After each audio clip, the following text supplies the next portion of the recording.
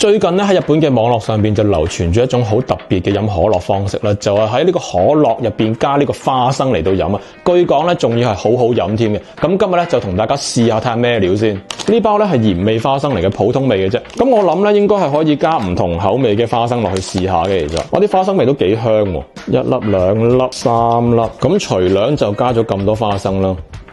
嗱，其實咧可樂嘅味道就冇變到嘅，花生嘅味道都冇變到，不過咧就係有種特別嘅口感咯。我諗倒落隻杯度飲咧會比較容易飲到花生入口咯，係。咁同埋原來睇清楚咧，呢個咁樣嘅可樂加花生咧就唔係突然之間爆出嚟嘅新穎嘅飲法嚟嘅，係好耐以前啦，美國嘅農夫啦，咁佢哋落田耕種嘅時候會整污咗隻手噶嘛，就唔係好方便攞啲花生嚟到食啦。咁所以咧佢哋就發明咗呢一種咧喺可樂入邊加花生，攞支可樂加花生，然之後咧就可以一邊飲到可樂，又唔使攞隻手去攞花生嚟到食，咁樣咁方便咁新穎嘅飲法。